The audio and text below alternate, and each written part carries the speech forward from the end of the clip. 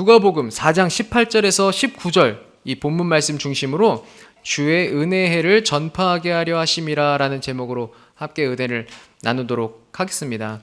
우리 방금도 얘기했지만 이제 사순절이 시작됐습니다. 그래서 저도 오늘 이 사순절과 관련해서 우리가 어떤 마음으로 이 사순절을 또 바라보고 또 사순절 예수 그리스도의 이 순환과 고난 당하심이 또 우리에게 어떤 의미가 있고 그것을 통해서 예수님은 어떤 메시지를 우리에게 주시는가에 대해서 같이 한번 생각해보고 또 묵상을 해보고 하려고 합니다.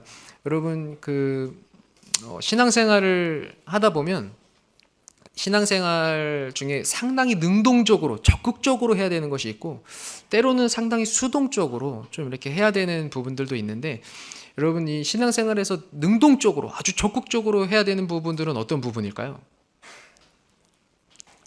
뭐 전도가 됐든지 또 여러분 기도 제목 같은 거 내가 올해는 꼭 무슨 시험에 합격하리라 재판에 승소하리라 요번에 꼭 이 병이 꼭 나으리라 아니면 가족 가운데 누구 불신자 내가 꼭 예수 믿게 만들 거다 뭐 이런 것들은 상당히 능동적이고 적극적으로 우리가 이 태도를 취해야 되는 그런 신앙의 어떤 부분이죠.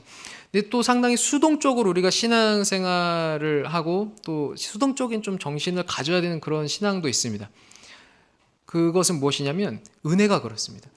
여러분 이 은혜라는 단어가 헬라어로는 카리스라는 단어를 쓰지 않습니까? 이게 선물이라는 의미를 갖는데 이 선물, 은혜는 하나님이 주시고 우리는 그냥 받는 것이거든요.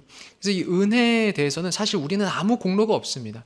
예수 그리스도의 십자가 그 구원의 선물은 사실은 우리의 공로가 전혀 가미되지 않고 전적으로 하나님의 사랑으로 예수 그리스도의 선택에 의하여서 십자가 사역을 감당하신 것이거든요. 우리에게 어떤 자격이 있거나 조건을 달성했거나 칭찬받을 만한 어떤 일을 했거나 우리가 상 받을 만한 어떤 점수를 따서 이 구원의 은혜를 체험하는 자들이 된 것이 아니고 전적으로 하나님이 그 사랑으로 우리에게 그냥 주신 것이거든요. 그래서 공짜라고 하잖아요. 우리가 공짜로 받은 것이지만 값싼 은혜를 만들면 안 된다라는 얘기가 있죠. 은혜를 너무 값없이 여겨서 우리가 은혜를 이렇게 공로 없이 받았음에도 불구하고 우리가 이 은혜에 대해서 소중히 여기지 않고 예수님에 대해서 귀히 여기지 않는다면 그것은 은혜를 값싼 은혜로 만들어버리는 것이다 이렇게 하거든요. 예수님은 자신의 생명을 지불하여 이 은혜를 우리에게 허락하신 건데 우리가 그 은혜에 대해서 가벼이 여기면 공짜로 받았지만 가벼이 여기면 그러면 이 예수 그리스도의 희생이 다 헛되게 돼버린다라는 거예요. 예수 그리스도의 십자가 은혜 그 십자가 희생을 가치 있게 만드는 건 예수님 자신이 아닙니다. 그래서 우리에게 부탁하신 거예요.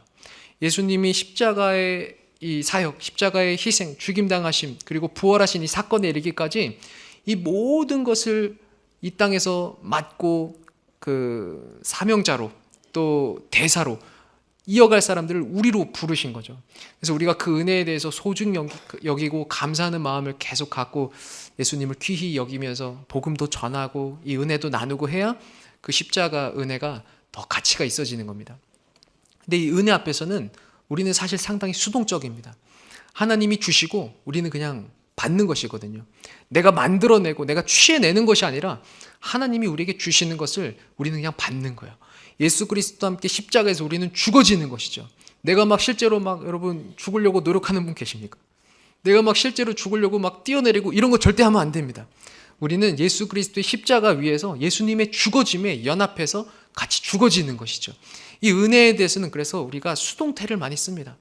되어지는 것이고 얻는 것이고 예수 그리스도께서 함께 우리를 만들어 가는 것이고 여러분 이 은혜에 대해서는 항상 하나님 앞에서 내가 거저 받는 것임을 기억하고 이 사순절 동안 좀 이 은혜에 대해서 묵상하면서 여러분 보내보시면 좋을 것 같습니다. 여러분 그래서 우리가 이 사순절 기간 어떻게 보내면 좋을까 한번 고민해 보았는데 여러분 이런 마음으로 이 사순절 기간 동안은 하나님 앞에 오래 머물러 계시기를 바랍니다. 막 무엇을 하려고 애쓰지 않아도 괜찮아요. 막 기도 제목 써가지고 내가 이 사순절 기간 동안 작정하고 반드시 이거는 꼭 해내리라 이런 마음이 아니라 이 사순절 기간 동안은 하늘로부터 임하는 그 은혜 앞에 내가 오래 머물러서 내 안에 물들여진 이 세속이 있지 않습니까? 죄악, 관습들, 옛사람, 옛 정욕들 이것은 다 씻어지고 그 은혜로 내 마음이 다시 한번 채워지는, 하늘로부터 임하는 그 은혜 안에서 내가 예수 그리스도를 더욱 닮아져가는, 성령으로 충만하게 내 안에 임재하셔서 나를 새롭게 지어가시는 하나님의 그 은혜를 체험하는 그런 사순절이 되기를 축복합니다. 그래서 이 사순절 기간 우리가 애써야 하는 것은 무엇이냐? 하나님 앞에 오래 머물러 있는 시간을 내어드리는 거예요. 하나님을 깊이 묵상하고 생각할 시간, 하나님 앞에 기도하는 시간. 우리가 이 사순절 말씀 달력도 나눠드렸는데 이 말씀을 오랫동안 머무르면서 바라보면서 생각하면서 마음에 담고 이 말씀이 또 내 삶 속에 녹아져서 삶에서 내 능력으로 나타날 수 있도록 내가 산 증인이 되어지고 그런 시간들을 하나님 앞에서 많이 보내는 것, 그것이 이 사순절을 가장 아름답게 보내는 그러한 시간이지 않을까 이렇게 생각이 됩니다. 그래서 여러분, 이 사순절은 여러분 하나님 앞에 한번 좀 회복되는 시간으로, 새롭게 다시 거듭나는 시간으로, 신앙을 재정비하고 성찰해보는 그런 시간들로 보내보시면 좋을 것 같습니다. 제가 읽은 이 누가복음 4장 18절에서 19절 이 본문 말씀은 누가복음에서 예수님이 공생애를 시작하면서 사람들 앞에서 처음으로 복음을 선포하는 그런 구절입니다. 이 구절을 같이 묵상해 보면서 예수 그리스도의 고난당하심에 담긴 의미가 뭘까? 그 고난을 통해서 우리에게 전하는 메시지가 무엇일까? 거기에 어떤 예수님의 마음이 담겨 있을까? 이런 것을 한번 생각해 보기를 원합니다. 오늘 이 누가복음 본문에 예수 그리스도의 사역이 함축적으로 다 포함되어 있다라고 해도 과언이 아닙니다. 그런데 참 놀라운 것은 이 그리스도의 사역과 복음을 아주 직접적으로 담고 있는 이 말씀이 복음서에서 처음 등장하는 말씀이 아니고 구약에서 이사야서에서 먼저 나오는 말씀입니다. 이사야 선지자를 통해서 예언된 말씀이죠. 성격은 굉장히 신약적인 성격을 갖고 있는데 이 말씀이 이사야의 입술에서 먼저 선포되어졌고 이사야에 기록된 본문을 예수님이 인용하여 낭독한 말씀입니다. 이사야 61장 1절에서 2절 말씀인데 우리 같이 한번 읽어보도록 하겠습니다. 시작. 주 야훼의 영이 내게 내리셨으니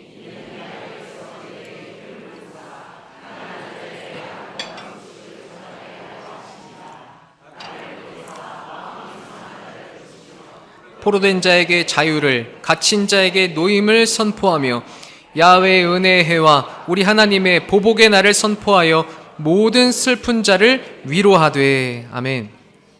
이 이사야 61장은 바벨론 포로로 끌려가서 고통받고 있는 이 유다 백성들 앞에서 이제 곧 너희에게 자유의 날이 올 거라고 선포하는 말씀이거든요. 그래서 이사야에서 기록된 말씀은 앞으로 오실 메시아, 오실 구원자에 대한 예언자적인 선포였습니다. 근데 오늘 누가복음에서 예수님이 자신의 입술로 직접 선포하고 있는 이 말씀은 이제 내가 그 메시아라고 선포하는 거예요. 너희가 기다리던 그 메시아, 그 구원자가 바로 나라고 확증하며 선포하는 구절이죠.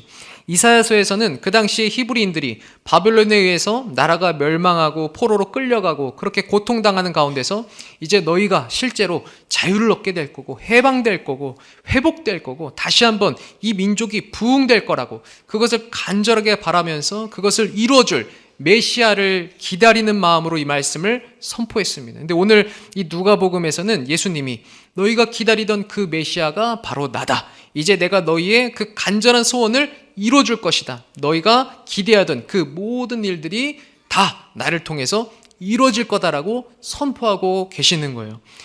이 유대인들의 이해와 예수님의 이 회복에 대한 이해 차이는 좀 있었지만 그 의미에 있어서는 이렇게 연결이 되는 거죠. 오늘 본문에 앞서서 누가복음 3장에서 예수님이 세례를 받는 장면이 나옵니다. 세례를 받으시고 나서 예수님이 무엇을 체험하시죠? 성령이 임하시죠. 예수님이 이 3장에서 세례 받으신 다음에 성령을 체험합니다. 성령이 임하세요. 그리고 나서 4장에서 성령에 이끌려서 광야로 갔다고 하고 40일을 금식한 다음에 마귀의 시험을 받습니다. 마귀의 시험을 이기죠. 그리고 또 성령의 능력으로 갈릴리로 돌아왔다고 말씀합니다. 세례를 받고 성령을 체험합니다. 성령이 임하셨고 성령에 이끌려서 광야로 가셨고 성령의 능력으로 그 광야의 시험, 마귀의 시험을 이기고 갈릴리로 돌아옵니다. 오늘 우리가 본문도 어떻게 시작합니까? 주의 성령이 내게 임하셨으니 이렇게 시작합니다. 여러분 상당히 성령이 강조되고 있죠. 이 본문은 성령의 임재, 성령의 인도하심, 성령의 능력 이것이 임함과 함께 예수님의 공생의 사역, 구원자로서의 사역이 실제 시작되고 있음을 알리고 있는 거예요. 인간으로 오셨지만 신적인 권능을 가지고 메시아로서, 구원자로서, 그리스도로서 그 사명을 감당하기 위한 공생의 삶이 여기서 성령의 임함, 성령의 체험과 함께 본격적으로 시작되고 있음을 알리는 아주 중요한 본문이 되는 겁니다. 우리를 살리시기 위해서 예수 그리스도는 십자가에 달리시고 고통당하시고, 또 우리를 구원하시기 위해서 예수님은 모든 물과 피를 쏟고 죽임당하셔야 되는 이 그리스도로서의 공생의 삶이 여기서 시작되고 있다는 거예요. 여러분, 오늘 이 본문 말씀을 예수님이 직접 그 입술로 선포하고 계시다라고 했는데, 예수님이 이 말씀을 선포하실 때 예수님의 마음은 어땠을까요? 이 말씀을 선포할 때 예수님의 모습은 상당히 비장합니다. 공생애를 시작하려고 하는 예수님의 마음을 여러분 한번 생각해 보시기를 바라요. 이게 보통 일이 아니고 상당히 무섭고 힘든 일이거든요. 이제 진짜 시작이구나. 이제 정말로 내가 죽어서 이들을 살려야 되는 이 공생애, 그리스도로서의 사명, 하나님이 나를 이 땅에 보내신 그 이유와 목적, 그것이 이제 진짜 시작되고 있구나. 여러분, 왜 예수님이 40일이나 금식하고 오셨을까요? 마귀의 시험이 의미하는 건 뭘까요? 여러분, 보통 금식 언제 합니까? 어떤 중요한 일을 앞두고. 내가 진짜, 만약에 저 같은 경우는 저 신학 처음 시작할 때 금식했거든요. 또 만약에 어디 선교 파송가라고 하면 또 금식할 것 같아요. 제가 청년부 옛날에 담당할 때는 청년부 선교팀 꾸려지면 그 선교팀의 시작을 항상 3일 금식으로 시작했거든요. 청년들한테 욕을 엄청 먹었었습니다. 왜 이렇게 빡세게 하냐고. 그래도 했는데, 여러분, 보통 금식은 그렇게 뭔가 영적 전쟁, 아니면은 내가 좀 싸워야 될 거, 아니면 내가 정말 붙들고 기도해야 될 제목들이 있을 때 금식하잖아요. 예수님도 지금 40일을 금식하셨거든요. 상당히 중대한 일을 앞두고 있다는 거죠. 마귀의 시험은 예수님이 왜 받으셨을까요? 마귀의 시험은 언제 찾아옵니까? 여러분, 언제 시험에 듭니까? 막 갈등이 일어날 때, 이게 맞나 저게 맞나 잘 모를 때, 진짜 하나님의 뜻이 여기 있는 것 같은데 내 인간의 소욕으로는 그것을 감당하기가 너무 힘들 때 시험이 찾아온다잖아요. 여러분, 지금 40일이나 금식하셔야 했을 정도로 예수님이 두렵고 힘든 일을 마주하고 있고, 마귀의 시험을 받을 만큼 예수님도 그 마음이 흔들리는 일이었다는 거죠. 상당히 예수님의 인성을 강조하는 그런 본문들이죠. 겟세마네에서 땀방울이 핏방울이 되도록 기도하셨던 예수님의 마음도 같은 거예요. 할 수만 있다면 이 잔을 내게서 돌려달라고. 여러분, 이것이 예수님이 할 만한 기도처럼 보이지는 않잖아요. 예수님이 그런 기도를 하셨거든요. 여러분, 지금 공생의 사역의 시작을 앞둔 예수님의 마음과 겟세마네 동산에서 땀방울이 핏방울이 되도록 기도하셨던 그런 예수님의 마음들이 사실 본질적으로 다르지 않고 다 이어져 있는 거죠. 40일을 금식하셔야 했을 만큼, 마귀의 시험을 당하실 만큼, 겟세마네에서 땀방울이 핏방울이 되도록 기도하실 만큼 이 공생애를 시작하는 일, 이 고난을 받는 일, 십자가를 감당하는 일, 이것이 예수님께도 힘겨운 일인 거죠. 그런데 오늘 본문에서 예수님이 성령의 임재와 성령의 도우심 속에서 이 두려움을 이겨내시는 거예요. 이 중압감을 넘어가시는 거예요. 그리고 성령의 인도함을 따라 처음으로 사람들 앞에 서서 주의 영이 내게 임하심으로 그 입술로 입을 열어 오늘 본문 말씀을 선포하시는 거예요. 그 본문 말씀을 선포하심으로써 공식적으로 공생의 시작을 알리시는 거예요. 그리스도로서의 이 사역이 시작됐음을 선포하고 있는 거죠. 그래서 첫 선포니까 그만큼 아주 중요하겠죠. 보통 책의 머릿말, 서두에 내가 앞으로 무슨 글을 쓸 건지, 어떤 정신을 담을 건지를 쓰잖아요. 예수님도 마찬가지. 공생의 시작을 알리는 공식적인 첫 선포로 선택한 이 본문 말씀은 예수님의 사역을 다 함축적으로 담고 있는 거죠. 앞으로 내가 무슨 일을 할지, 내가 여기 왜 왔는지, 나는 너에게 어떤 존재인지, 내가 너에게 주려고 하는 것이 무엇인지 예수님이 비장한 각오를 가지고 결의를 가지고 선포하고 있는 거예요. 내가 메시아로서 그리스도로서 너희를 구하러 왔다고 선포하고 있는 거죠. 이 고백이 사실 예수님께도 쉽지 않은 고백이었고, 전지전능하신 하나님이 그냥 쉽게 내뱉는 선포가 아니라는 거예요. 그런 예수님의 마음을 여러분이 한번 묵상해보고 생각해보면서 오늘 본문을 예수님이 나에게 해주시는 선물 같은 말씀이다, 앞으로 나에게 이런 일을 해줄 거야 라고 예수님이 얘기해 주시는 거다 라고 생각하고 다시 한번 읽어봤으면 좋겠습니다. 우리 같이 한번 읽어보겠습니다. 시작. 주의 성령이 내게 임하셨으니 이는 가난한 자에게 복음을 전하게 하시려고 내게 기름을 부으시고 나를 보내사 포로된 자에게 자유를, 눈먼 자에게 다시 보게 함을 전파하며 눌린 자를 자유롭게 하고 주의 은혜의 해를 전파하게 하려 하심이라 하였더라. 아멘. 이 말씀이 여러분의 말씀으로 들려집니까?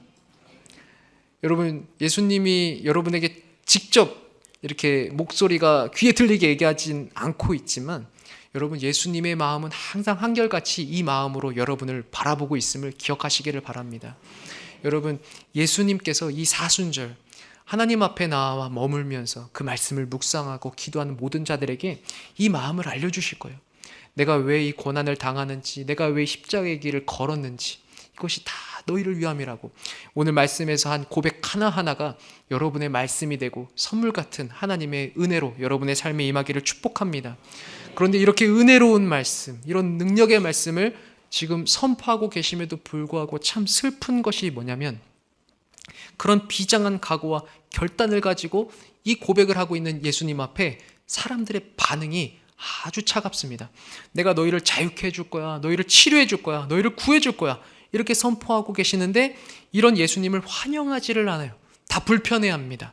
와, 우리 메시아가 오셨다, 우리가 그토록 기다리던 구원자가 왔다, 드디어 우리가 자유를 얻는다, 이렇게 반기고 경배하고 찬양하는 게 아니고 오히려 예수님을 죽이려고 해요. 너 요셉의 아들이잖아, 네가 무슨 능력이 있고 무슨 권세가 있어서 그런 일을 행하겠다는 거냐, 이 신성모독이야 하면서 사람들이 예수님에 대해서 굉장히 불편해하고 화를 내면서 동네 밖으로 쫓아내고 낭떠러지로 끌고 가서 떨어뜨리려고 합니다. 예수님은 너무 비참하고 수치스럽고 좌절이 되죠. 근데 이 비참함과 외로움과 거절당함이 예수님의 공생의 삶이에요. 그리스도로서 이 땅에서의 예수님의 모습이에요.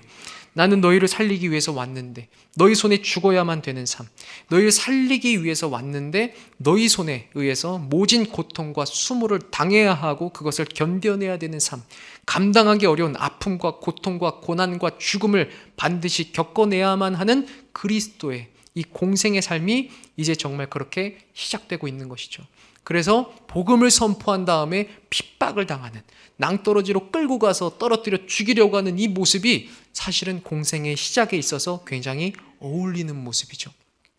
여러분, 요한복음 2장에 보면 가나안 혼인잔치 이야기가 나오는데 마리아가 예수님께 포도주가 떨어졌으니 도와달라고 요청을 합니다. 여러분, 예수님이 그 청에 대해서 어떻게 답하십니까? 오케이 하지 않습니다. 그것이 나와 무슨 상관이냐, 내 때가 아직 이르지 않았다. 여러분이 만약에 이렇게 얘기 들으면 마음이 어떠시겠어요? 교구장님한테 가서 제가 이렇게 어려워요, 저 좀 도와주세요. 나랑 무슨 상관입니까? 아마 이렇게 얘기하면 마음 상하시지 않으시겠어요? 근데 예수님이 그렇게 얘기하는 거예요. 그것이 나와 무슨 상관입니까? 아직 내 때가 이르지 않았습니다. 굉장히 매정해 보이지만 예수님의 마음이 이해가 되는 거예요. 아직 공생애를 시작하고 싶지 않은 그런 마음, 피할 수 있다면 아직은 피하고 싶은 그런 마음이 그 답 속에 들어있는 거죠. 그 공생애의 삶이, 그리스도로서의 이 사역이 얼마나 고통스럽고 힘든 것인지를 예수님이 아시니까 그 선포를 할 수만 있으면 미루고 싶으신 거예요. 그러니까 오늘의 이 선포, 우리가 읽었던 이 본문, 이 선포를 예수님이 얼마나 미루고 싶으셨으며 이 선포를 하시기까지 얼마나 대단한 용기와 결단이 필요했겠는가 하는 겁니다. 그런데 참 은혜롭고 감사한 것은 오늘 본문을 가만히 보면 오늘 본문 속에 예수님 자신이 당할 고난에 관한 이야기는 단 한마디도 없습니다. 여러분, 우리 같으면 무슨 얘기 하겠어요? 야, 너 나한테 잘해야 돼. 내가 너 위해서 이제 십자가 질 거야. 피를 흘릴 거야. 내가 십자가에 달려 죽고 부활할 거야. 그러면 너는 새 생명을 얻는 거야. 너 나한테 잘해야 돼. 여러분, 이렇게 얘기하지 않으시겠어요? 여러분 자식들한테 물려줄 게 있으면 뭐라고 얘기하시면 너 나한테 잘해야 돼. 내 말 안 들으면 나 너 안 준다. 사회에 다 환원해버려. 이렇게 하지 않으시겠어요? 근데 여러분, 예수님이 그런 말 하나도 안 하는 거예요. 내가 십자가 질 거야. 내가 피 흘릴 거야. 내가 채찍에 맞을 거야. 나를 불쌍히 여겨줘. 나를 더 사랑해줘. 이런 말씀, 이런 방구하지 않고 오로지 우리가 얻게 될 자유와 치유와 구원과 은혜에 관해서만 말씀해요. 너 이렇게 될 거야. 너 이렇게 될 거야. 너 이렇게 될 거야. 너 회복될 거야. 너 잘 될 거야. 너를 자유롭게 할 거야. 여러분, 예수님의 모든 관심과 집중이 오로지 우리들에게만 향해 있다라는 거예요. 그 비장한 마음, 결단을 가지고 선포하시는 오늘의 본문 속에 우리를 향한 예수님의 사랑이 고스란히 녹아져 있다는 것이죠. 오늘 본문 속에 나오는 사람들은 어떤 사람들입니까? 가난한 자, 포로된 자, 눈먼 자, 눌린 자들이 나오는데 영적으로 또 육적으로 또 사회적으로 또 환경적으로 아주 약한 자들을 말하죠. 영이 죽은 자들, 죄에 포로된 자들, 귀신 들린 자들, 육체적으로 병든 자들, 경제적으로 가난한 자들, 생활이 열악한 자들, 마음이 병들고 상한 자들을 다 포함합니다. 그들을 돕고 살리는 것, 회복되게 하는 것, 자유케 하는 것, 그것이 내가 여기 이 땅에 인간의 옷을 입고 메시아로서 그리스도로서 온 이유다라고 선포하고 계시는 거예요. 오늘 예수님이 선포하신 이 말씀은 내가 너에게 영생을 줄 거야, 구원을 얻고 천국 가게 해줄 거야, 이런 영적인 것에 관해서만 이야기하는 것이 아니고 그것을 포함하여 영적인 가난과 죽음뿐만 아니라 육체적 질병과 경제적 가난과 마음의 상처와 아픔들, 그 외적인 모든 것을 다 포함해서 내가 너희를 도와줄 거야, 내가 너희를 살릴 거야, 너희를 회복되게 할 거야, 너희를 행복하게 만들어줄 거야, 너희를 평안으로 이끌어줄 거야 라고 선포하고 계시다라는 거예요. 누가복음 7장에 보면 예수님께서 오늘 하신 이 선포하신 말씀을 그대로 사역으로 보여주는 장면이 나오거든요. 우리 누가복음 7장 19절에서 23절을 같이 한번 읽어보도록 하겠습니다. 시작. 요한이 그 제자 중 둘을 불러 주께 보내어 이르되 오실 그이가 당신이오니이까 우리가 다른 이를 기다리오리이까 하라 하매 그들이 예수께 나아가 이르되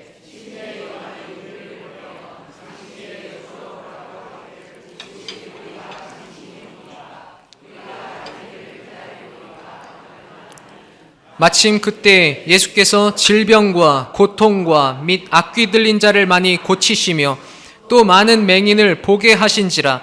예수께서 대답하여 이르시되 너희가 가서 보고 들은 것을 요한에게 알리되 맹인이 보며 못 걷는 사람이 걸으며 나병한 자가 깨끗함을 받으며 귀먹은 사람이 들으며 죽은 자가 살아나며 가난한 자에게 복음이 전파된다 하라. 누구든지 나로 말미암아 실족하지 아니하는 자는 복이 있도다 하시니라. 지금 요한의 제자들이 묻습니다. 당신이 메시아 맞습니까? 구원자 맞습니까? 이 질문에 예수님이 답변을 하지 않고 기적과 이사들로 답을 대시네요. 그걸 보여주세요. 그 사역이 오늘 말씀을 아주 그대로 담고 있죠. 질병과 고통을 고쳐주시고 악귀 들린 자를 치료해 주시고 맹인을 보게 하시고 귀먹은 사람을 듣게 하시고 못 걷는 사람은 걷게 해주세요. 나병한 자는 깨끗함을 받게 하시고 죽은 자도 살아나게 하세요. 단 한 사람도 실족하지 않고 복을 얻게 하세요. 그리고 나서 그것을 요한에게 가서 얘기해라. 너희가 본 자가 누군지 이렇게 얘기하라고 하거든요.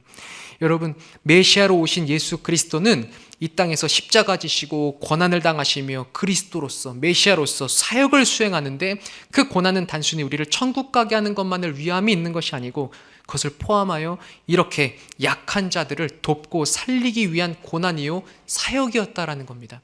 오늘 예수님은 여러분을 위해서도 그렇게 일하고 사역하고 계시다고 저는 믿습니다. 여러분의 영이 잘 되게 하는 것, 하나님 품으로 나오게 하는 것은 당연한 것이고 여러분의 삶과 여러분의 육체와 가정과 환경에 이르기까지 하나님은 지금도 사역하시며 여러분을 행복하게, 평안하게, 완전하게, 자유하게 이끌고 계시는 그 사역 지금도 하고 있다고 믿습니다. 이사야 53장 5절에 이렇게 말씀합니다. 그가 찔림은 우리의 허물 때문이요 그가 상함은 우리의 죄악 때문이라. 그가 징계를 받음으로 우리는 평화를 누리고 그가 채찍에 맞음으로 우리는 나음을 받았도다. 주님은 우리가 당하는 실제적인 이런 아픔, 고통들에 대해서도 아주 지극한 관심을 갖고 계십니다.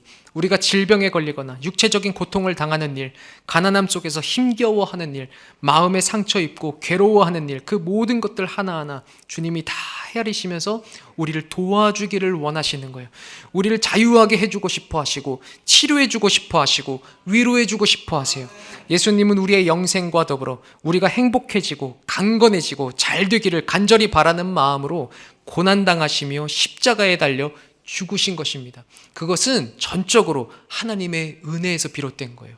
아까 처음 나눴듯이 하나님의 사랑으로 말미암아 자신 스스로 우리를 사랑하러 결단하시고 이 은혜를 우리에게 허락하신 것이죠. 오늘 본문 19절에 은혜의 해라는 단어가 나옵니다. 이 해가 태양을 말하는 것이 아니고 연도를 말하는 해예요. 은혜를 입는 해라는 건데 이것은 희년을 배경으로 합니다. 희년은 구약에 나오는 한 제도인데 50년마다 돌아와요. 7년에 한 번씩 안식년을 가지는데 7년씩 7번째 되는 49년째 안식년 다음 해 50년째 되는 해가 희년입니다. 이 희년은 자유가 선포되는 해예요. 모든 노예가 자유를 얻는 제도, 그리고 가난한 자들, 조상이 물려준 유산을 저당 잡혔던 사람들에게 그 빚을 탕감해주고 소유를 다 돌려주는 제도가 이 희년에 실행됩니다. 그래서 노예되었던 자들은 자유인이 되고 가난한 자들은 다시 자기의 소유를 얻게 돼요. 근데 예수님이 오늘 본문 속에 보면 우리를 향해서 이 희년을 선포하고 있는 거예요. 이 은혜의 희년을 우리에게 선물하고 계시다라는 거예요. 예수님이 그 십자가 사역을 통해서 우리에게 허락하시는 이 희년은 우리를 죄에서 해방케 하는 은혜의 해가 됨과 동시에 더 나아가 우리의 육체의 질병, 우리의 망가진 삶, 무너진 가정, 깨어진 관계, 이런 외적인 모든 환경들이 다 온전케 되고 회복되는 은혜의 해가 된다라는 것입니다. 죄의 노예로 살던 우리를 예수님이 자유롭게 해주시고, 생활이 힘겹고 가난한 자들에게 예수님이 그 필요를 채워주시고, 육체적으로 당하던 모든 질병과 고통들 속에서도 예수님이 우리를 치료하시고 회복하시고, 마음이 상해 있는 자들을 향하여서도 성령님이 그 마음을 감찰하시며 말할 수 없는 탄식으로 친히 간구하시며 위로하시고 새 힘을 주시고, 깨어진 관계 속에도 성령님 개입하셔서 회복케 하시는 그런 은혜와 역사들, 이거 내가 다 행하겠다고, 그렇게 회복되게 해주겠다고, 평안을 얻게 해주겠다고, 너희들 자유롭게 해주겠다고 예수님이 선포해주고 계시는 거예요. 내가 고난당하는 이유가 바로 여기에 있다고 예수님이 선포하고 계시는 거예요. 예수님은 고난당하심으로 우리에게 이 은혜의 해를 선포하며 선물하고 계시다라는 겁니다. 여러분, 아까 제가 이 은혜에 대해서 상당히 수동적이라고 그랬죠. 우리의 태도는. 여러분, 이 은혜의 해를 한가득 들고 오는 예수 그리스도 앞에서 우리가 할 것은 사실 아무것도 없습니다. 무엇을 해야 받을 수 있는 게 아니고, 여러분 그 앞에 머무르시기를 바라요.